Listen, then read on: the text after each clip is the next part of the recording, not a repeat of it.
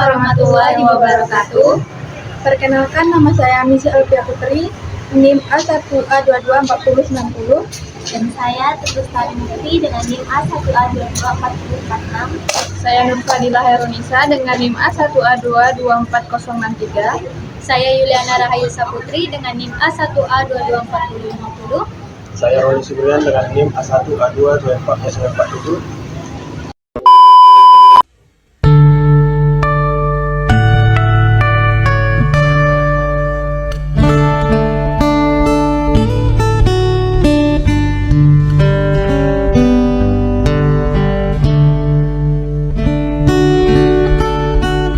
Pada tahun 1509, Portugis menginjakkan kaki di Maluku untuk berdagang. Pada tahun 1511, Portugis yang dipimpin oleh Alfonso menguasai Malaka di semenanjung Malaya. Kemudian, pada tahun 1596, Belanda yang dipimpin oleh Cornelis de Houtman sampai di Banten dengan tujuan yang sama, yaitu untuk berdagang. Belanda mengusir Portugis dari Nusantara pada tahun 1602. Lalu Belanda mendirikan VOC pada tahun yang sama. Pada masa pemerintahan Belanda menerapkan sistem tanam paksa dan kerja paksa. Masa kependudukan Belanda, banyak kerajaan di Nusantara yang melakukan perlawanan. Namun, mereka belum bersatu. Perlawanan masih bersifat kedaerahan, karena Belanda juga menerapkan politik adu domba. Dr. Wahidin, seorang dokter lulusan Stovia yang prihatin dengan kondisi bangsanya. Dr. Wahidin memutuskan untuk berkeliling Jawa. Tujuannya adalah untuk menyuarakan study funds atau beasiswa dan memberikan pengobatan gratis. Dr. Wahidin yang sedang berada di Batavia mengadakan pertemuan dengan para mahasiswa Stovia. Menurutmu siapa yang akan datang hari ini? Kabar yang ku dengar katanya yang datang hari ini adalah Dr. Wahidin.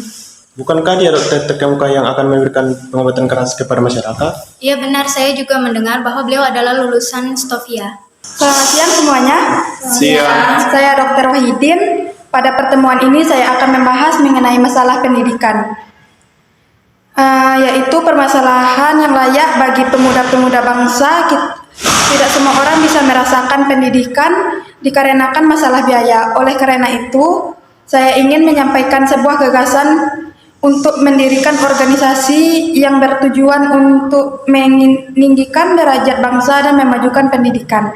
Organisasi ini akan membiayai pemuda-pemuda berprestasi yang ingin bersekolah tapi terhambat karena biaya. Sutomo kemudian tertarik dengan gagasan Dr. Wahidin Sudirohusodo. Kemudian Sutomo mengumpulkan teman-temannya di ruang anatomi Stovia untuk membahas gagasan tersebut. Selamat siang semuanya. Siang. Maksud saya mengumpulkan kalian di sini untuk membicarakan gagasan yang digagas oleh Dr. Wahidin mengenai pembentukan organisasi. Saya di sini ingin kita untuk membentuk organisasi, yaitu untuk bertujuan untuk memajukan pendidikan bangsa. Adapun nanti organisasi ini berjalan dalam bidang ekonomi, sosial, budaya maupun pendidikan. Apakah ada pertanyaan? Bagaimana dengan panitia? Kita perlukan panitia untuk mengurus organisasi ini. Untuk kepanitiaannya nanti saya menyerahkan kepada golongan tua saja. Saya setuju dengan itu karena kita harus fokus belajar dan bersekolah. Benar, kita memerlukan panitia sementara. Saya setuju jika Saudara Suetomo menjadi ketuanya. Saya bersedia menjadi wakil. Dan saya bersedia sebagai sekretaris. Saya bersedia menjadi bendahara karena saya dapat mengatur keuangan organisasi dengan baik. Baik, yang namanya belum disebutkan akan menjadi anggota saja. Bagaimana dengan nama organisasi? Kita perlukan nama organisasi sebagai identitas.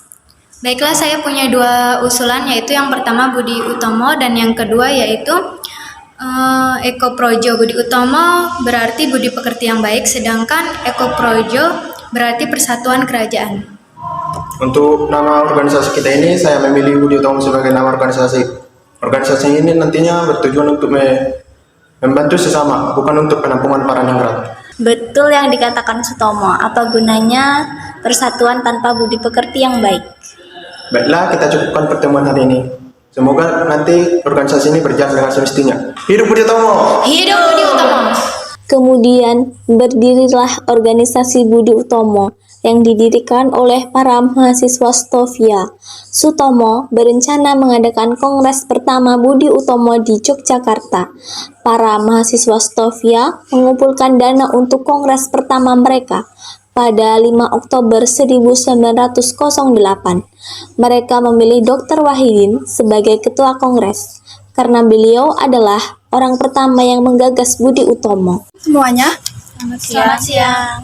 saya Dr. Wahidin. Pada pertemuan ini saya akan membahas mengenai masalah pendidikan. Banyak orang yang tidak merasakan sekolah karena terhalang biaya. Oleh karena itu, saya mengusulkan program studi pons yang akan memberikan bantuan dana kepada pelajar yang kurang mampu. Saya juga mengusulkan untuk memberi pelajaran kepada petani agar kehidupan membaik. Saya mengecam perhelatan dana yang berlebihan sehingga menghasilkan banyak dana. Mungkin itu saja yang dapat saya sampaikan kepada perwakilan Batavia. Waktu dan tempat saya persilahkan. Baik, terima kasih atas waktunya. Saya Gunawan sebagai Ketua Cabang Batavia ingin menyampaikan bahwa tentang pendidikan. Setiap masyarakat mempunyai hasrat untuk mengembangkan diri, meskipun pada tahun-tahun terakhir ini Gubernur Hindia Belanda sudah memperluas pengajaran. Namun saya menganggap itu belum memadai. Mengapa? Karena sebagai contoh 30 juta penduduk, hanya 12 orang yang bersekolah, yang berhasil lulus sebagai dokter hewan. Nah, dalam masalah kepengajaran, kami hendak menunjukkan kepada pemerintah bahwa kami sangat bersungguh-sungguh. Nah, mungkin itu saja dari saya. Pendapat saya serahkan kepada Sutomo. Saya ingin memberikan beberapa usulan terkait penerbitan majalah ini, karena menurut saya penerbitan majalah ini cukup penting agar perhatian masyarakat tertuju pada organisasi ini. Jadwal penerbitan majalah harus ditentukan harian atau mingguan. Itu nantinya akan tergantung pada keuangan organisasi. Adapun bahasa yang digunakan yaitu bahasa Melayu, karena bahasa Melayu lebih mudah dipahami oleh kalangan umum. Di samping itu akan ada lampiran dalam bahasa Belanda. Di ujung acara ada beberapa hal yang ingin saya sampaikan tentang kebudayaan. Apakah orang Jawa bisa menerima kebudayaan asing berdasarkan teori evaluasi daratan? Evaluasi dan hereditas orang Jawa berbeda dengan bangsa Eropa. Orang Jawa tidak perlu membuang adat istiadatnya, namun berusaha untuk menerima kebudayaan asing. Saya akui ilmu pengetahuan berasal dari buku-buku barat, namun hal itu dapat berubah. Saya rasa mempelajari bahasa barat tidaklah penting dan tidak membawa manfaat seperti yang masyarakat tetapkan.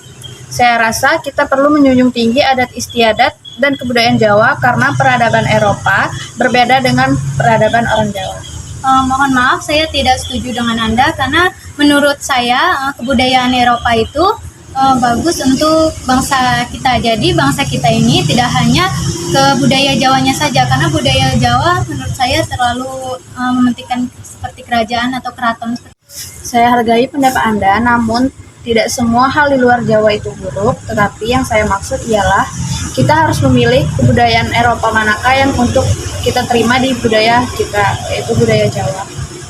Ya, jadi gini, saya tahu sebenarnya maksud Anda, tetapi kita harus lebih bisa menerima budaya Eropa, jangan bergantung kepada budaya Jawa saja, begitu.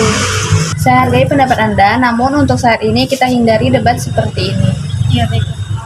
Baiklah, dari hasil musyawarah, maka telah dibentuk kesepakatan sebagai berikut. Yang pertama, Budi Utomo tidak terlibat kegiatan politik. Yang kedua, berfokus pada pendidikan dan kebudayaan. Yang ketiga, lingkup gerakan hanya Jawa dan Madura. Yang keempat, perpindahan pusat organisasi dari Batavia menjadi Yogyakarta. Untuk panitia umum, maka terpilihlah saya, Raden Tumenggung Aryo Tirtokusumo sebagai ketua, Dr. Wahidin sebagai wakil, Sosro Sugondo sebagai sekretaris, dan sebagai bendahara adalah Gondo Atmo. Kemudian yang terakhir sebagai komisaris adalah Dr. Cipto. Saya agak keberatan dengan keputusan tersebut. Apa yang membuat Anda keberatan? Saya menginginkan organisasi ini bergerak di bidang budaya. Budi Utomo tidak bergerak di bidang politik dan pendidikan saja. Iya benar, saya juga sependapat. Saya menghargai keinginan saudara-saudara, namun ini adalah keputusan yang sudah ditetapkan. Jika begitu, saya akan terima. Ki Hajar Dewantara dan Dr. Cipto Mangunkusumo kemudian keluar dari Budi Utomo karena mereka menginginkan gerakan yang lebih politis dan militan. Seiring berkembangnya Budi Utomo, banyak kalangan bangsawan yang bergabung, sehingga menyebabkan banyak kalangan muda keluar dari Budi Utomo. Pangeran Aryonoto Dirojo terpilih menjadi ketua Budi Utomo pada tahun 1911. Pada masa kepemimpinannya, Budi Utomo menjalankan program Study Funds yang dinamai dengan program Dharma Wara. Pada tahun 1927, Budi Utomo mulai terlibat dalam kegiatan politik dikarenakan adanya PBI yang dipimpin oleh Sutomo.